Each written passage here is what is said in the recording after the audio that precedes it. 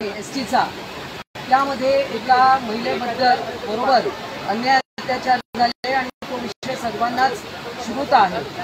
आम्ही महिला आघाडीतर्फे एक मोहीम चालवली आहे की सर्व बस स्थानके यांचा सर्वे करायचा।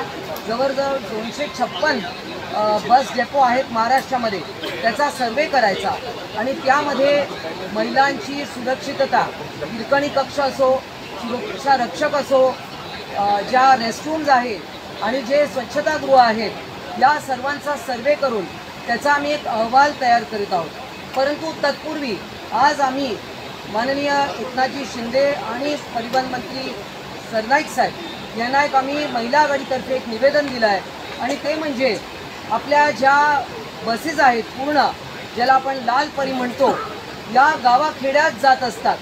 महिलांसाठी आमच्या सरकारने म्हणजे माननीय शिंदे साहेब मुख्यमंत्री असताना महिलांसाठी तिकिटामध्ये सूट देण्यात आली 50% आणि त्यामुळे जास्तीत जास्त महिला प्रवास करत आहेत एसटीने, मुली देखील शाळा कॉलेजमध्ये जाताना।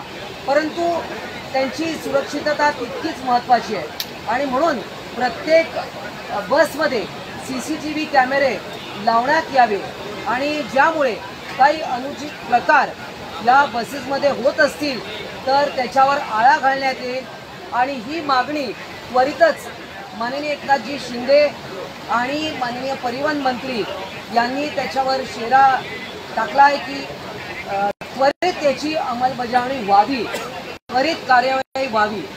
यासाठी आम्ही त्यांचे आभार मानतो आणि या सगळ्या जो मोठा ताफा आहे आपला, कारण गाव तिथे एसटी हे आपल्या शासनाचं धोरण आहे आणि हे धोरण अधिकाधिक बळकट व्हावं आणि महिला सुरक्षित राहाव्या या महाराष्ट्रामध्ये।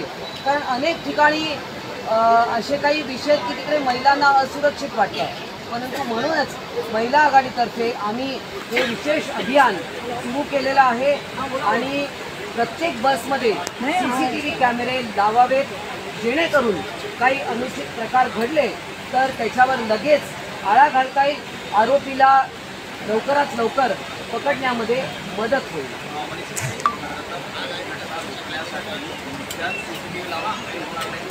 जे डेपोमध्ये ब्लॅक स्पॉट्स आहेत किंवा त्या ठिकाणच्या ज्या सुरक्षा रक्षक आहेत किंवा राज्य सुरक्षा दल आहे, यांची काही मदत आपण घेणार आहात? स्थानिक पोलिसांना देखील त्या ठिकाणी जर तात्काळ पहारा ठेवण्यात आला, पेट्रोलिंग चालू झाली तर हे प्रकार रोखण्यासाठी मदत होईल असं वाटतं? हो, निश्चितच आम्ही अनेक उपाययोजना पुढे सुचवत आहोत। तो सर्वे आमचा उद्यापर्यंत पूर्ण होईल आणि त्यानंतर तो सर्वे रिपोर्ट आम्ही शासनाला देऊ।